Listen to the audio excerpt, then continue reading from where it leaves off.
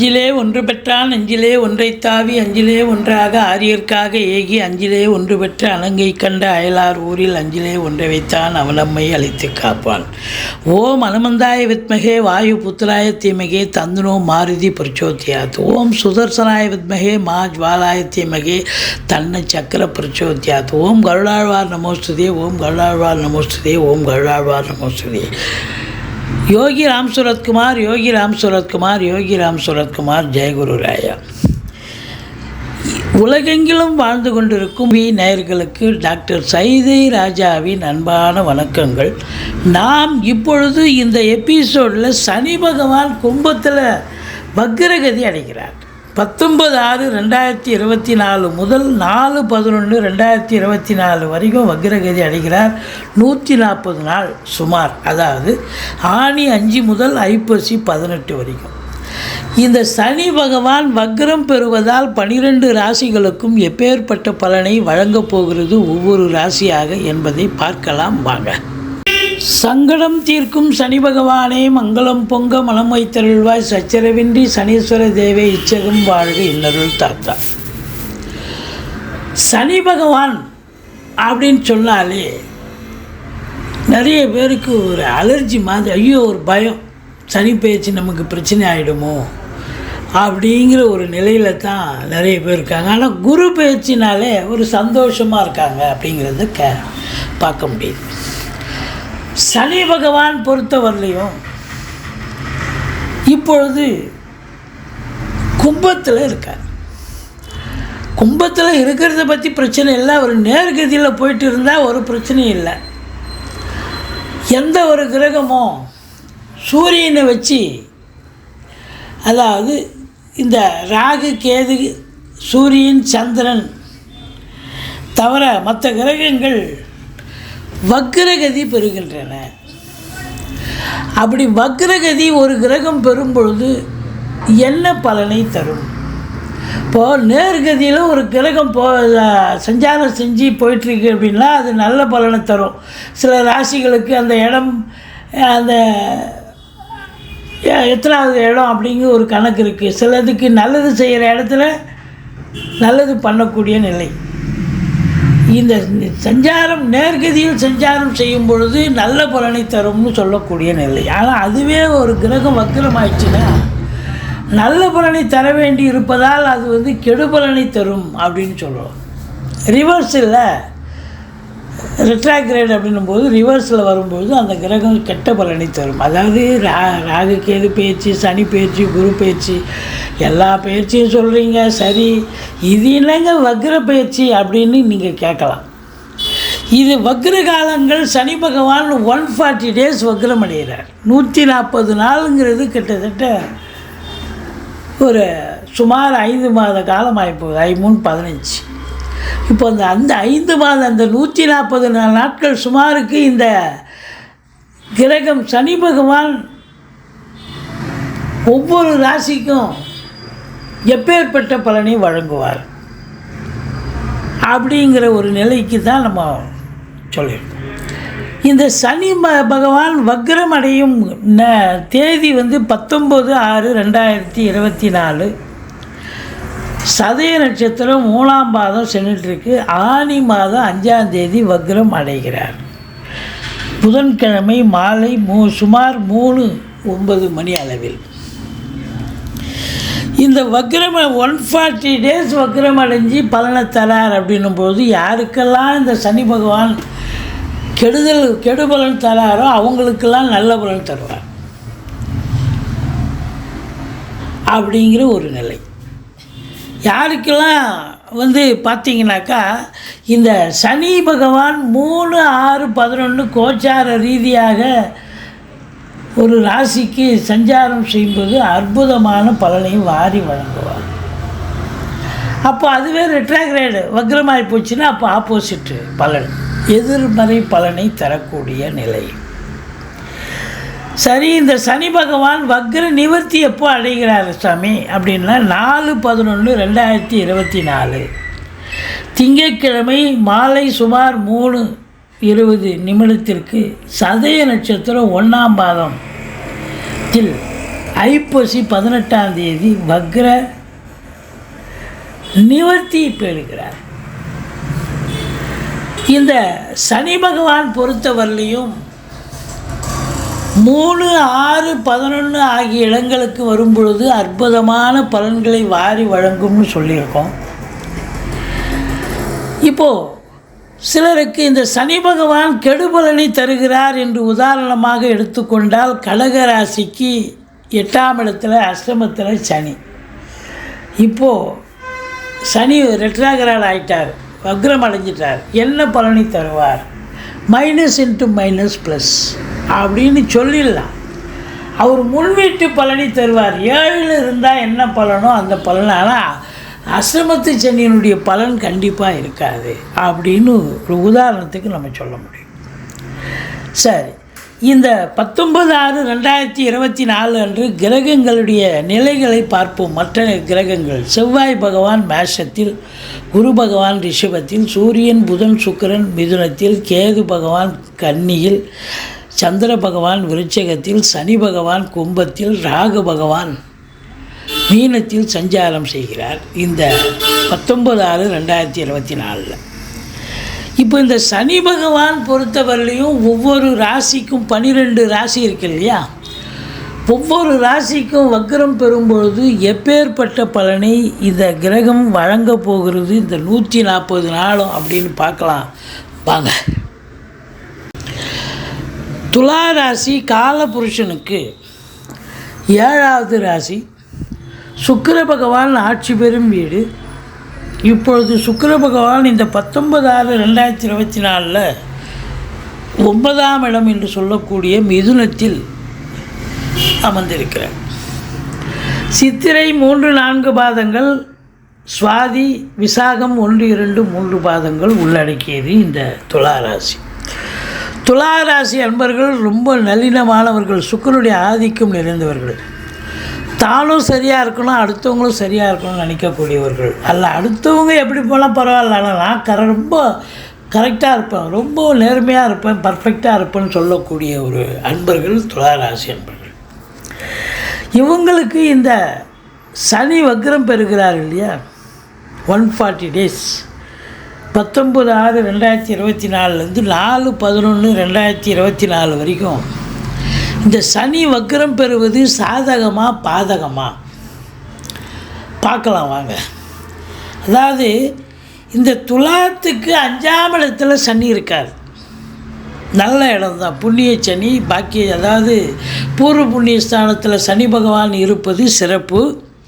ஆனால் வக்ரம் பெறுவது சிறப்பா என்றால் முன்வீட்டு பலனை செய்வார். அதாவது 4ஆம் இடத்தில் சனி இருந்தால் என்ன, எப்பேற்பட்ட பலனை தருவார்? அதாவது அர்த்தாஷ்டம சனி என்னுடைய நிலை இருக்கும். அப்போது 4ஆம் இடம் அப்படின்னும்போது தாய்க்கு உடம்பு முடியாமல் போகலாம், உங்களுக்கே உடம்பு சரியில்லாத மருத்துவ செலவு வைக்கலாம்.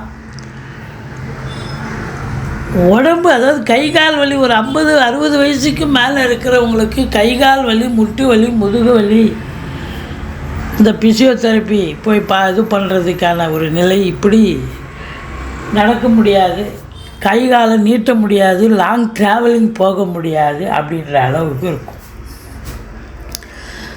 நிச்சயமாக பாதகமான பலனைத்தான் இந்த சனி பகவான் வக்ரம் பெறும் காலம் 140 நாட்களும் நடக்கும்.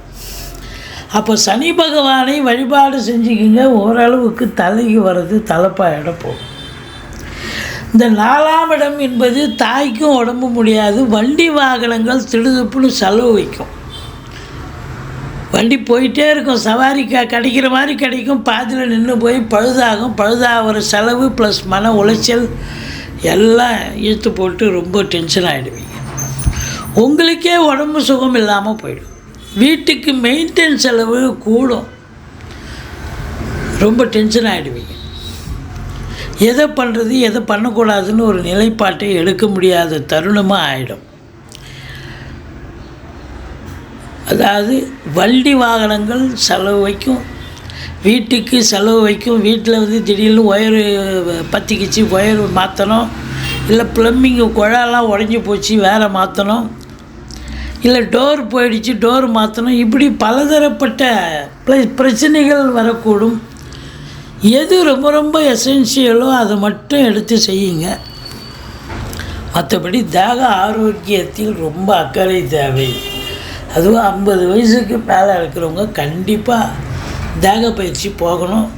உடல் கட்டுப்பாடு கண்டிப்பாக தேவை.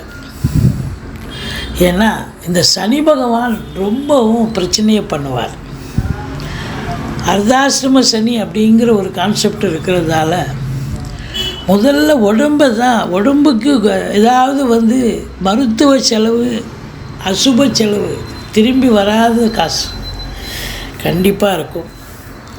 எச்சரிக்கையோடு இருந்துக்க.